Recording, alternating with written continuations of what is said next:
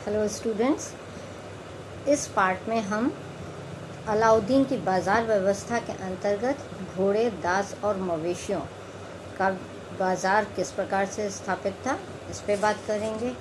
और हम कपड़ा, शक्कर, घी, मेवे का जो बाज़ार था उसके लिए क्या उसने नियम लागू किए हुए थे उस पे बात करें।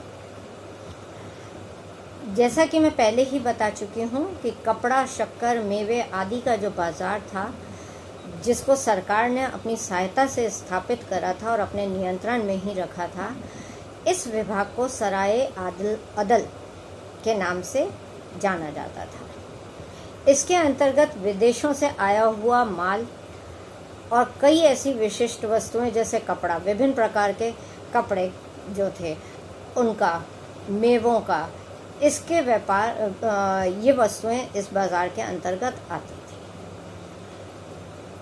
इस बाज़ार के अंतर्गत भी कुछ नियम लागू किए गए थे, जिनमें से मुख्य नियम यह था, 5 नियम हैं इसके अंतर्गत, जिसके अंतर्गत पहला अधिनियम जो था, उस अधिनियम के अंतर्गत सराय अदल विभाग की स्थापना की गई थी। यह बाज़ार सुबह सूर्योदय के साथ ही खुल जाता था और दोपहर की नमाज के साथ बंद हो जाया करता था। यह इसका और नियम से यह रोज़ ही खुला करता था। दूसरे अधिनियम के अंतर्गत इस विभाग में जितनी भी वस्तुएं थीं उन सब के मूल्य निर्धारित किए गए थे। तारीख़ फ़िरोज़शाही में बरनी हमारे को इसकी सूची देता है और प्रत्येक वस्तु का यह मूल्य तो देता है, परंतु किस माप से दी जाती थी उसका हमारे को कहीं भी अनुमान नहीं लग पाता है। इनमें जो वस्तुएं थी, पहला दिल्ली में मिलने वाला जो खज रेशम था वह 16 टंका के दाम से मिला करता था, मतलब उसका दाम निश्चित था। नारंगी रंग का कच्चा रेशम का जो कपड़ा होता था वह 6 टंके का। शीरी यानी कि उत्तम किस्म का जो कपड़ा होता था वह 5 टंका। शीर जिसे मध्यम वर्गीय कपड़ा मानते थे वह 3 टंका। और शीरी जो मोटा आया करता था वह 2 टंके के दाम निश्चित कर दिए गए थे। लाल धारी वाले कपड़े 6 जीतल में मिला करते थे। साधारण कपड़े 3.5 जीतल में मिलते थे। नागौर का लाल अस्तर जो था वह 24 जीतल का मिला करता था। मोटा अस्तर 12 जीतल का था। लंबा कपड़ा जो उत्तम किस्म का था वह 1 टंके में 20 गज मिलता था। और लंबा कपड़ा जो मोटे किस्म का था वह 1 टंके में 40 गज मिलता था। चादर 10 जीतल। 1 सेर मिश्री 2.5 जीतल की मिला करती थी। 1 सेर साधारण चीनी वह भी 2.5 जीतल की मिलती थी। 3 सेर भूरी खांड वह 1 जीतल की मिला करती थी। 1.5 सेर घी वह भी 1 जीतल का ही आता था। 3 सेर तिल्ली का तेल वह भी 1 जीतल का था। और 5 सेर नमक वह भी 1 जीतल में ही आ जाया करता था। इस प्रकार से यह दूसरे अधिनियम के अंतर्गत जिसमें मूल्य निर्धारित किए गए थे उसकी सूची हमें तारीख़ फ़िरोज़शाही में प्राप्त होती है। तीसरा अधिनियम के अंतर्गत यह कंपलसरी किया गया था कि जो भी व्यापारी इन वस्तुओं का व्यापार कर रहे हैं वे अपना नाम रजिस्ट्रेशन ज़रूर से ही कराएंगे और वह उन नियमों के अनुसार ही कार्य करेंगे जो सरकार ने निर्धारित किए हुए हैं। चौथे अधिनियम के अंतर्गत मुल्तानी व्यापारी जो बाहर से अपना माल लाते थे उनको भी सरकारी धन उपलब्ध कराने से संबंधित था। यानी वे बाहर से जो माल लाया करते थे, क्योंकि वह सरकारी रेट से हुआ करता था, तो उस रेट से उनको वह माल धन उपलब्ध कराया जाता था ताकि वह माल को ले सकें। 5वां अधिनियम जिसके अंतर्गत एक परमिट देने वाला जो अधिकारी होता था उसकी नियुक्ति की जाती थी और उसके अधिकारों से संबंधित था कि वह अपने अधिकारों के अंतर्गत कीमती वस्त्रों की खरीद के लिए जो भी व्यापारी होता था उसको परमिट देने की व्यवस्था करते थे।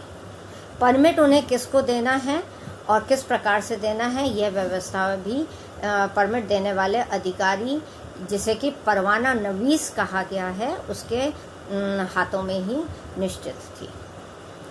इस प्रकार से इन 5 अधिनियम के अंतर्गत कपड़ा, शक्कर, रेशम, इन सब का व्यापार, मेवे, घी का व्यापार किया जाता था।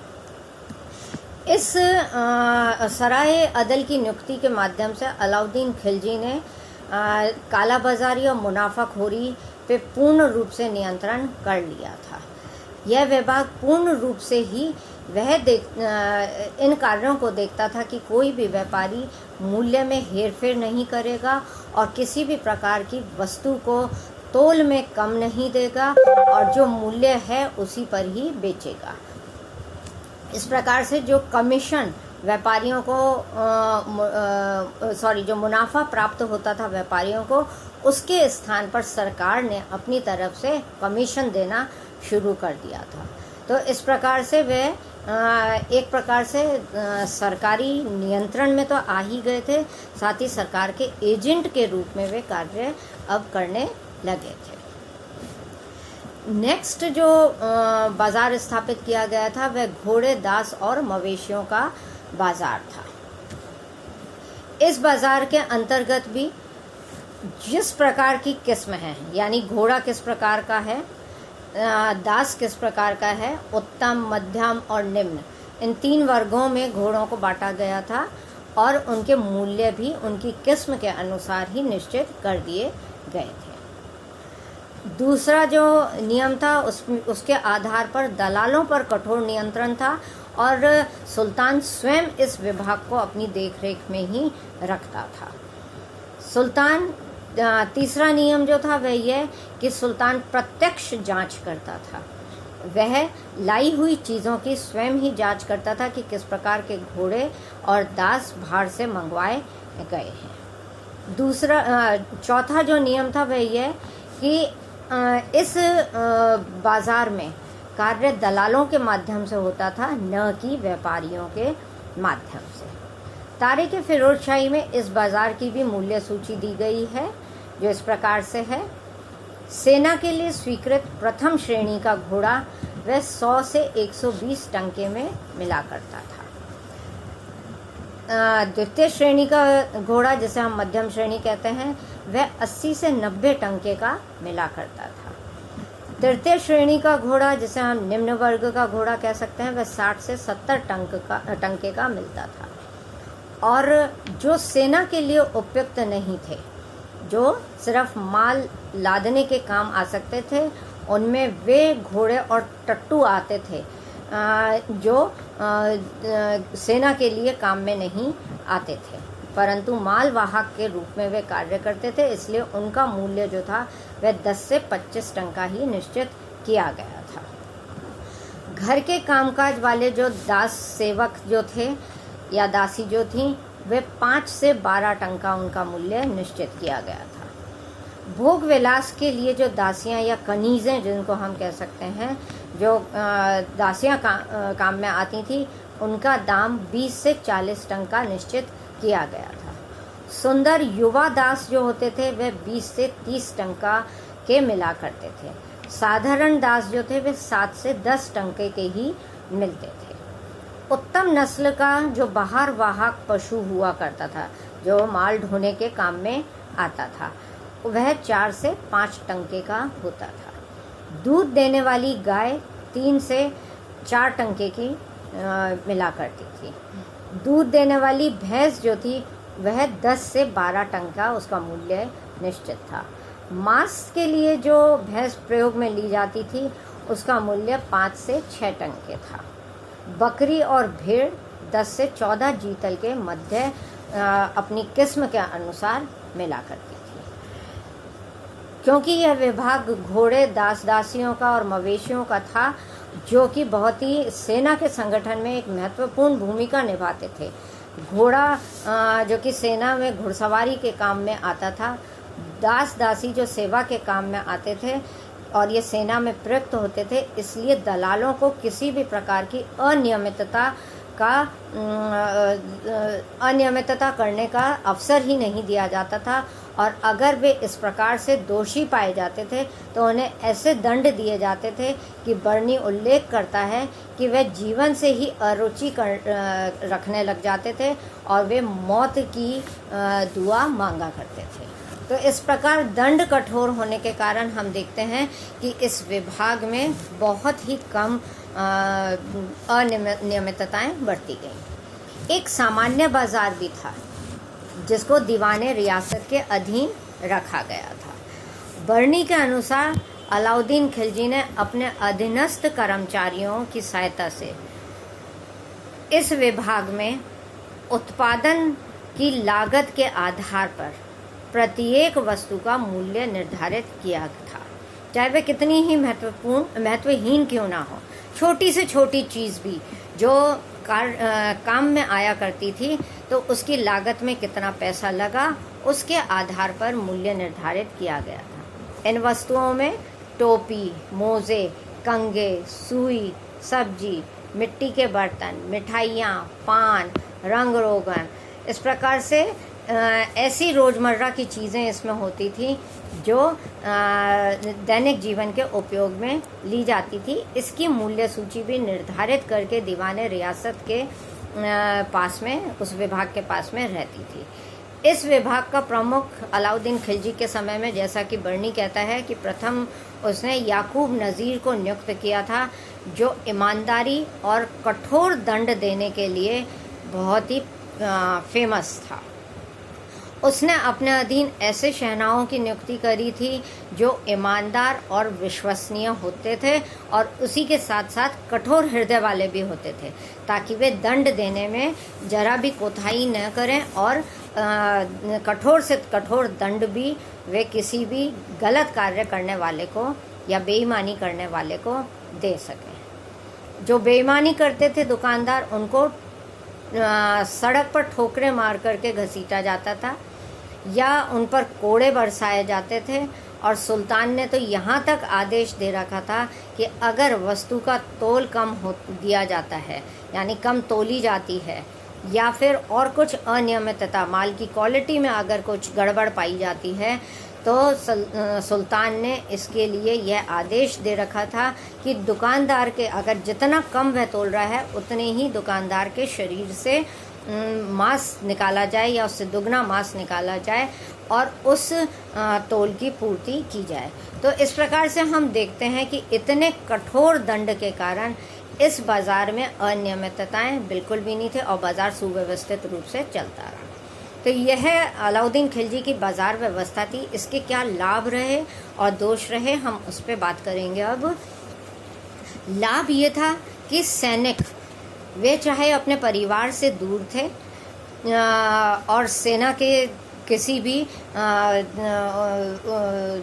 कहीं दूर भी सेना के कार्य से गए हुए थे या किसी सैनिक कार्यवाही में हिस्सा ले रहे थे, पर उनको यह निश्चिंतता थी कि उनका परिवार, चाहे उनका वेतन कम ही है, उस वेतन में भी कम दाम पर चीज़ें खरीदकर अपना जीवन चला सकता है। दूसरा चीज़, सैनिकों को अब लूट में जो माल मिला करता था वह उससे खुश थे, क्योंकि लूट का माल उनके लिए अतिरिक्त आय हुआ करती थी। तीसरी चीज़, दिल्ली के व्यापारियों ने अपनी चीज़ों को बिल्कुल सही मूल्य निर्धारित करके बाज़ार में बेचने के लिए वे ले आए थे। अब किसी भी प्रकार की चोरी या बेईमानी का कोई भी अंदेशा ना तो साधारण प्रजा को था और ना ही उन सैनिकों को था। हर चीज़ का, क्योंकि कपड़े का, घी का, इन सब का चूँकि परमिट दिया जाता था, इसलिए अब परमिट के बिना कोई भी व्यक्ति काला बाज़ारी नहीं कर सकता था। यानी इन कपड़ों को या इन उत्पादन की गई चीज़ों को, जैसे कि घी है, शक्कर है, मेवे हैं, इन सब को वह किसी भी प्रकार से काला बाज़ारी या फिर दुगने मुनाफे पर कहीं पर भी नहीं बेच सकता था। सामान्य प्रजा जो थी, दिल्ली की प्रजा, अब वह खुश हो गई थी और उसको हर चीज़ सही मूल्य पर प्राप्त होती थी। परंतु जहाँ सैनिकों को एक और फ़ायदा, दिल्ली के राजस्व में बढ़ोतरी हो गई थी। जहाँ खाद्यान्न जो था वह एक प्रकार से बढ़ गया था, जो भंडारण करा हुआ था अलाउद्दीन खिलजी के भंडार गृह में जो भंडारण किया गया था वह बढ़ गया था। पर इसका फ़ायदा साधारण जनता को भी मिला और कभी भी अलाउद्दीन खिलजी के समय में अकाल का सामना सामान्य जनता को नहीं करना पड़ा था। परंतु हम देखते हैं कि इसी के साथ साथ कई नुकसान भी जनता को हुआ था और सैनिकों को भी हुआ था। व्यापारी इससे काफ़ी नुकसान में रहे थे। इसका नतीजा ये रहा, क्योंकि व्यापारियों को खुद को लाभ नहीं मिलता था, वे कमीशन के रूप में और सरकारी एजेंट के रूप में कार्य कर रहे थे। अतः कई व्यापारी फरिश्ता के अनुसार दिखाई पड़ता है कि दिल्ली छोड़ करके और आसपास के प्रदेशों में रहने के लिए चले गए, जहां वे अपना मुनाफा कमा सकते हैं। दूसरा इसका नुकसान यह हुआ कि जहां दिल्ली की जनता को सस्ती चीज़ें मिली और सैनिकों को सस्ती चीज़ें मिली, वहीं उनका वेतन भी उसी अनुपात में कम कर दिया गया था। उसके आधार पर उनके लिए अभी भी ये चीज़ें उनका खर्चा चलाने में मुश्किल पैदा कर रही थी। जैसा कि बर्नी ने अपना एक कथन कहीं पे लिखा है कि एक ऊंट एक दंग में मिल सकता था, परंतु वह दंग कहाँ से लाए। यानी कि वेतन जो था वह कम कर दिया गया था और उसका नुकसान सैनिकों को हो रहा था। व्यापार और वाणिज्य को किसी भी प्रकार का कोई प्रोत्साहन नहीं मिल रहा था, क्योंकि व्यापारी जो थे उनको अपना पर्सनल लाभ नहीं था, इसलिए वे इस प्रकार का कोई भी व्यापार करने के पक्ष में नहीं रहे थे। फिर कृषकों को भी यह पाबंद कर दिया गया था कि वे अपना उत्पादन या फसल एक निश्चित दाम पर बाज़ार में ला करके बेचना होता था। तो जो कीमत सरकार के द्वारा निश्चित की गई थी उसी कीमत पे वे अपना अनाज बेचते थे। तो लाभ कमाने का जो प्रलोभन, जो सबसे एक व्यापार के लिए सबसे ज़रूरी होता है, वह अलाउद्दीन के बाज़ार नियमों के कारण पूर्णतः समाप्त कर दिए गए थे। परंतु यह चीज़ बिल्कुल स्पष्ट थी कि अलाउद्दीन ने सैनिक आवश्यकताओं को असैनिक आवश्यकताओं से ऊपर रखा था। उसका यह मानना था कि सैनिक जब खुश रहेगा तभी वह उसकी विजय में उसका साथ दे सकता है। तो अलाउद्दीन खिलजी ने अपनी व्यवस्था को बनाए रखने में सैनिकों के हितों को ध्यान में रखते हुए कार्य किया था, और परंतु अलाउद्दीन खिलजी के उत्तराधिकारी इतने योग्य नहीं थे और ना ही वे इस महत्व को समझ सके थे। इसलिए यह व्यवस्था अलाउद्दीन खिलजी के साथ में ही समाप्त हो गई थी, और क्योंकि मंगोल आक्रमण का भय भी अब समाप्त हो चुका था, उसके उत्तराधिकारियों ने इस प्रकार से सुदूर दक्षिण में किसी भी प्रकार की कोई विजय की इच्छा ही नहीं करी थी। इसलिए विशाल सेना एकत्रित करना उनका कोई इच्छा नहीं थी, जिसके लिए कि वे कीमतों को नियंत्रित करते। इसलिए उसी के साथ साथ यह व्यवस्था भी समाप्त हो गई थी और इस प्रकार से बाजार नियंत्रण व्यवस्था एक अस्थायी उपाय सिद्ध हुआ। Thank you.